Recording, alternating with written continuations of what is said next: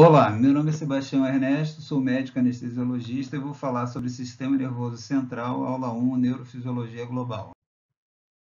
O tubo neural, o sistema nervoso central, tem sua formação iniciada na quarta semana de gravidez.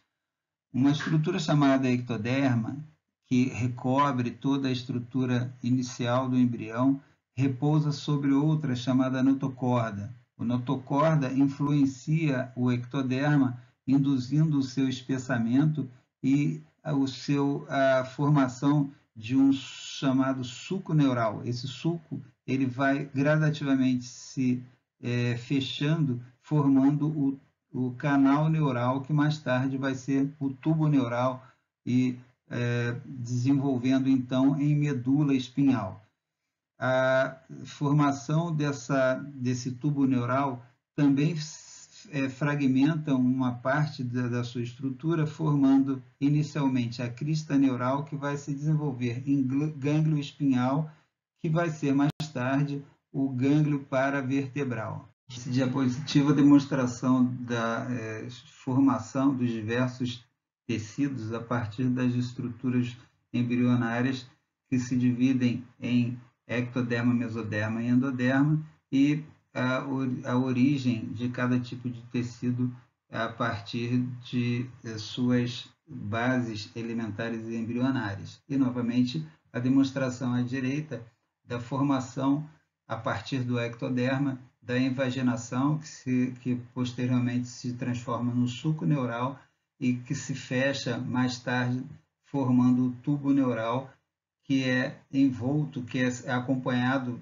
bilateralmente pelas cristas neurais, que vão se transformar nos gânglios paravertebrais.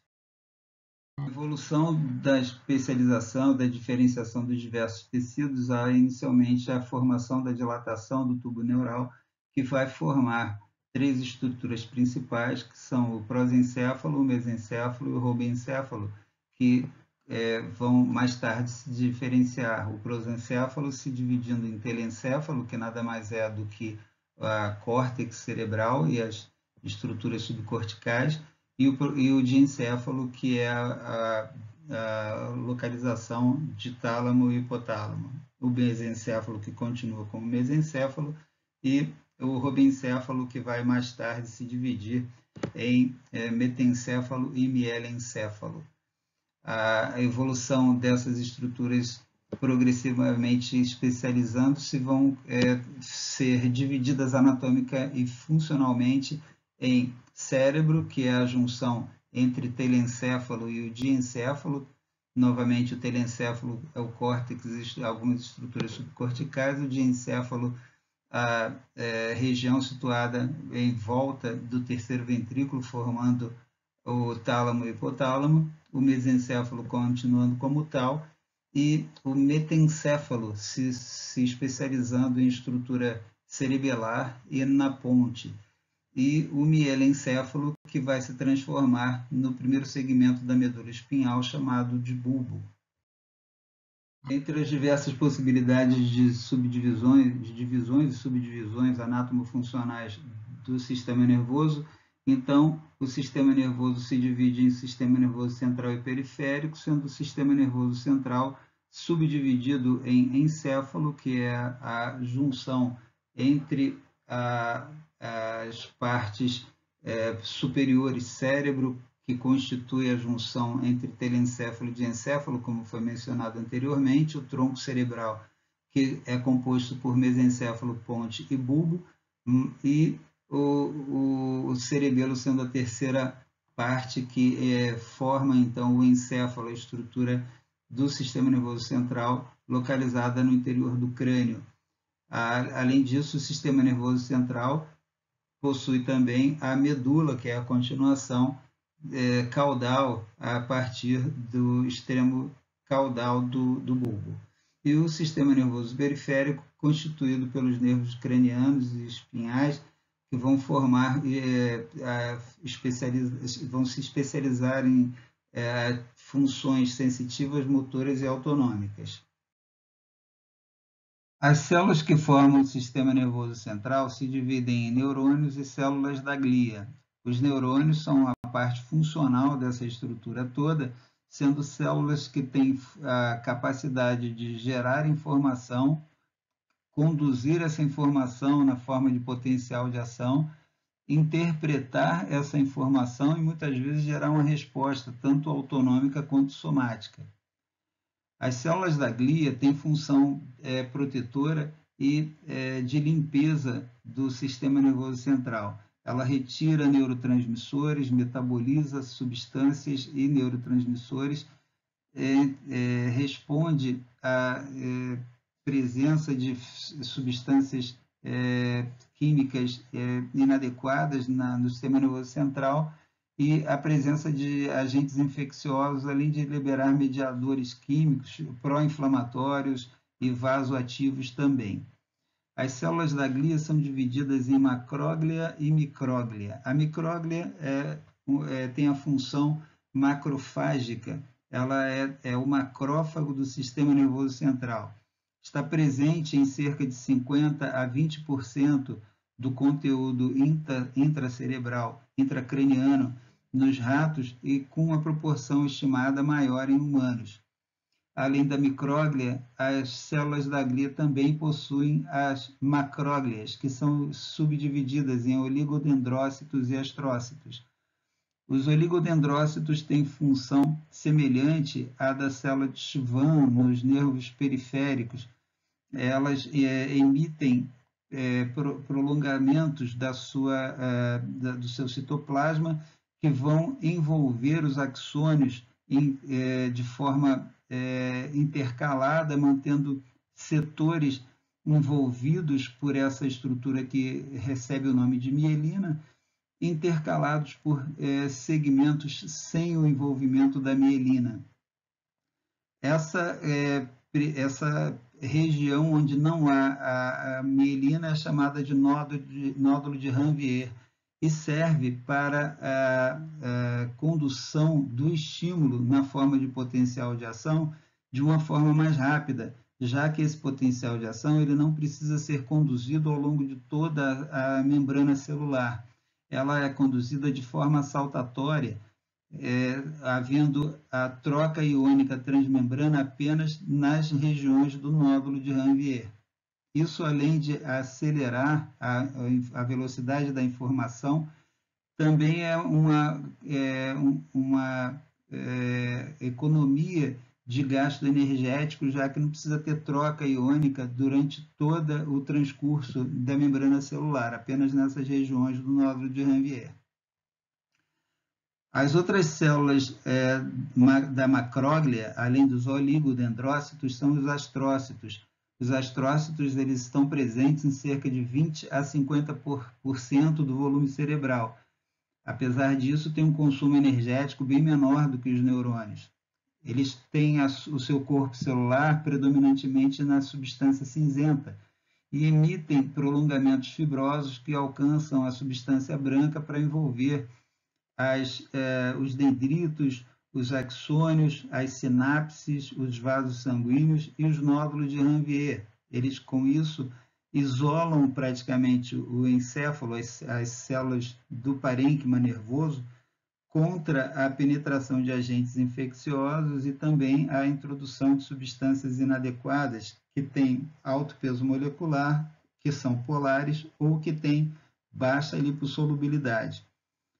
A associação desses pseudópotos, que são os prolongamentos dos astrócitos, que vão envolver todas essas estruturas, com o fato das células dos vasos sanguíneos cerebrais serem bastante unidas, a sua aproximação é bem mais intensa do que nas células de vasos fora do sistema nervoso, formando uma ligação bastante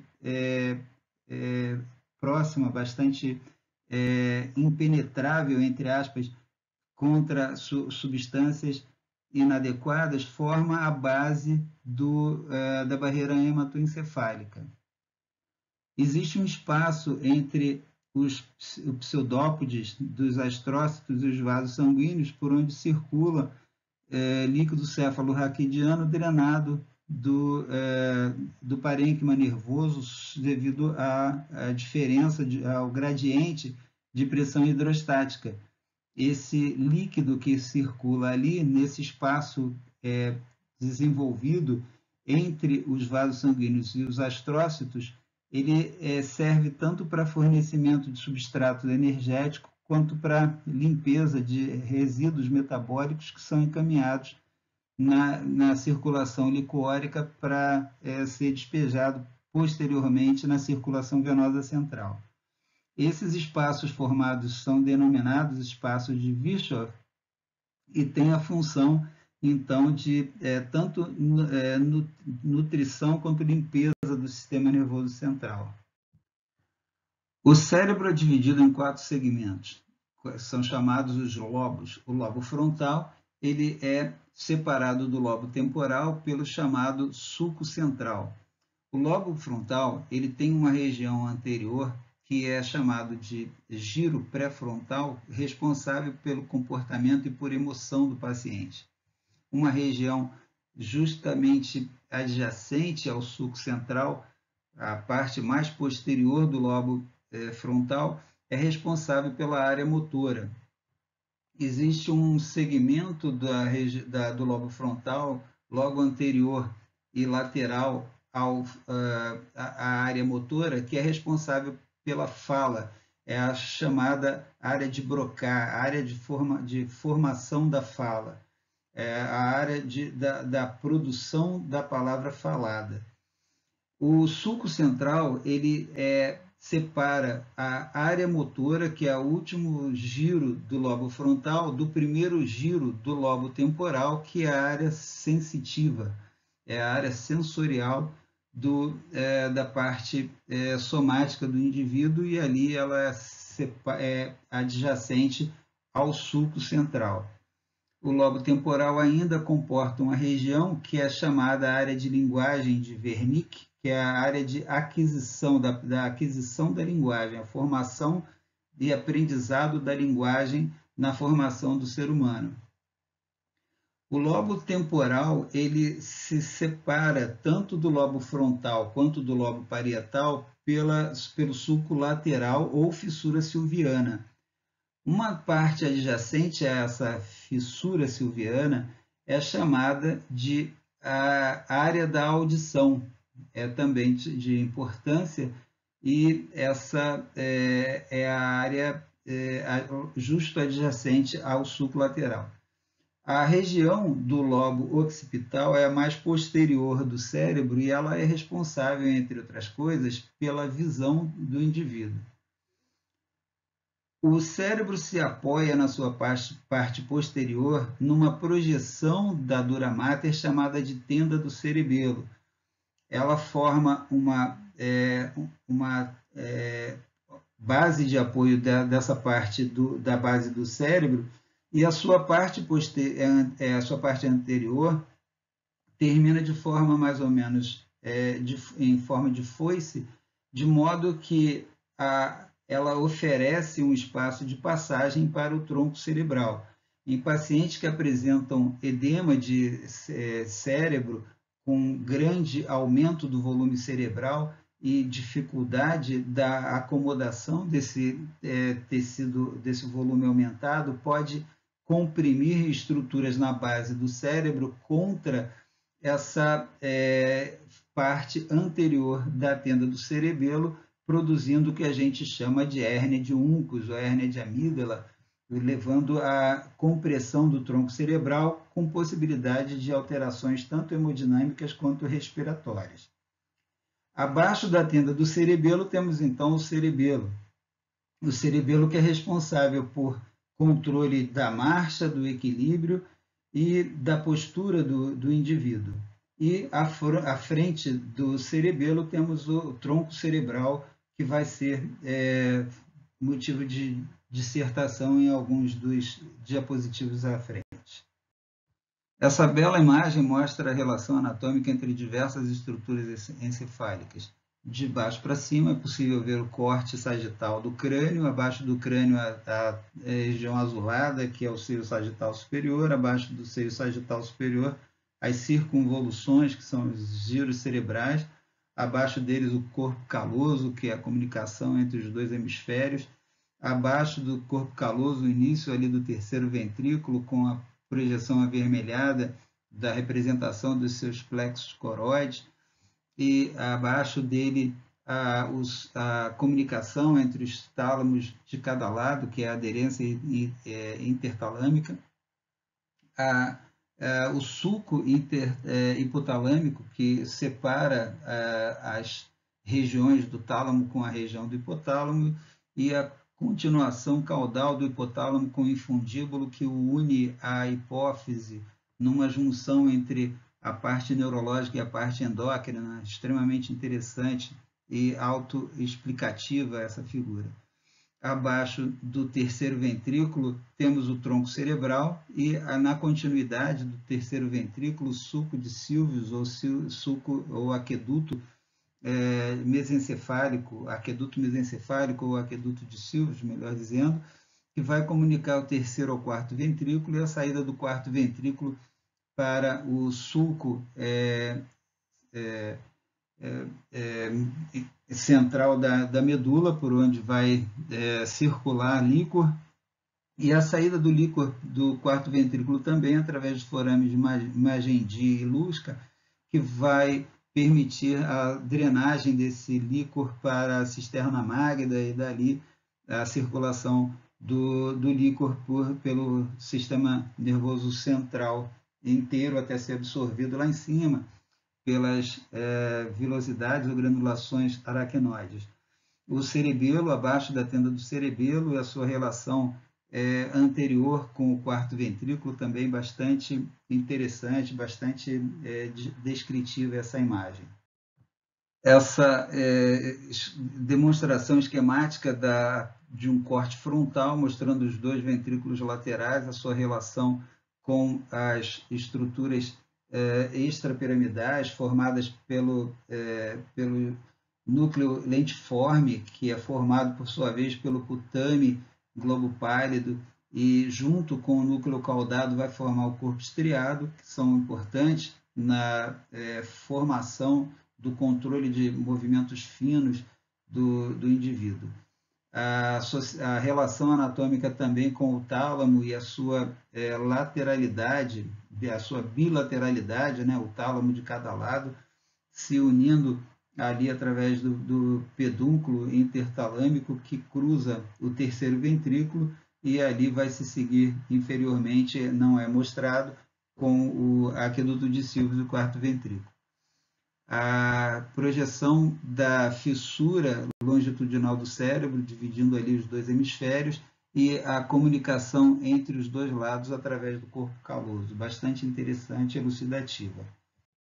Aqui uma tomada bem detalhada do diencéfalo, que é a estrutura bem central, bem abaixo do córtex cerebral, que junta o tálamo e o hipotálamo nessa estrutura chamada diencéfalo.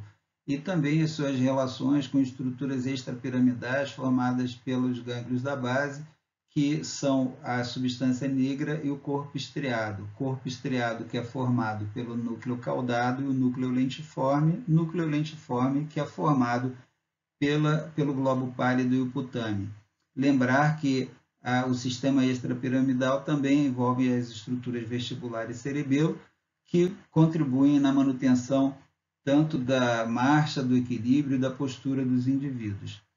O tálamo, que tem importância fundamental como órgão sensor e gerenciador de informações com distribuição para o córtex, e assim o controle sensitivo motor do indivíduo, sendo uma área de triagem das informações e respostas a essas informações.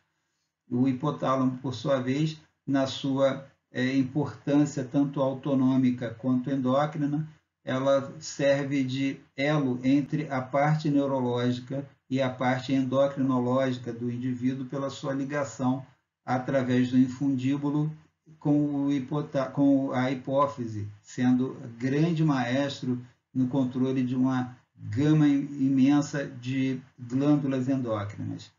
Além disso, o hipotálamo tem grande importância também autonômica no controle de estados hemodinâmicos relacionados tanto à pressão arterial, à composição sanguínea, como osmolaridade, controle de temperatura, controle de fome, entre uma outra infinidade de controles que consegue exercer. Num detalhamento maior, aproximando mais do hipotálamo, é possível ver o sulco hipotalâmico, que separa o tálamo do hipotálamo, os diversos núcleos hipotalâmicos e o infundíbulo, que une o hipotálamo à hipófise. As suas relações anatômicas também à frente com a cavidade nasal, através do osso esfenóide, e a continuidade posterior com o terceiro ventrículo, que também faz conexão, faz relação anatômica com o início do tronco cerebral. O vídeo não é destinado a discursar sobre endocrinologia, mas aqui é importante que se diga que a união, o relacionamento, a conexão anátomo-fisiológica entre a parte neurológica representada pelo hipotálamo e a parte endocrinológica representada pela hipófise.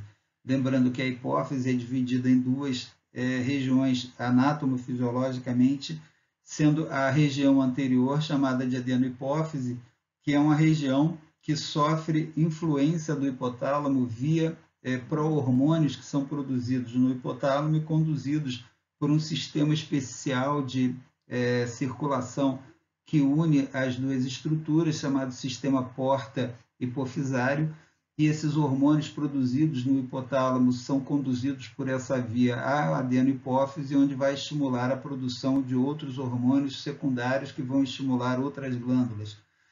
Na região posterior da hipófise, o processo acontece de forma diferente, os hormônios são, na verdade, produzidos no hipotálamo e são conduzidos para a estocagem na neurohipófise, de onde eles são liberados através de estímulos orgânicos os mais diversos.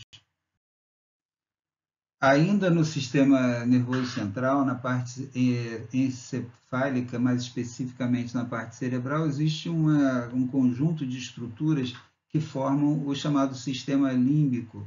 São estruturas como não só, mas representados também por hipocampo, amígdalas, hipotálamo, região insular do córtex, que vão ser responsáveis por cognição, por aprendizado e por sensações e respostas emocionais do indivíduo. E, iniciando agora a representação da segunda parte do encéfalo. Falamos até agora do cérebro, que é formado pelo telencéfalo, que é a parte cortical, e o diencéfalo. Agora vamos falar da parte infratentorial, representada pelo cerebelo, que junto com aqueles gânglios e o sistema vestibular mencionados anteriormente, é responsável também pelo controle de propriocepção, controle de postura e marcha. Além disso, à frente do cerebelo temos o quarto ventrículo e à frente do quarto ventrículo temos o tronco cerebral, composto pelo mesencéfalo, ponte e bulbo, com todos os seus componentes neurológicos importantes, várias estruturas responsáveis por controle de respiração, vasomotricidade, entre outras que vamos conversar um pouco a seguir. O tronco cerebral tem importante participação na manutenção da consciência, uma vez que por ali transitam as emergências da via reticular ascendente, que vai ter a aferência até os núcleos talâmicos e dali a interação com o córtex cerebral.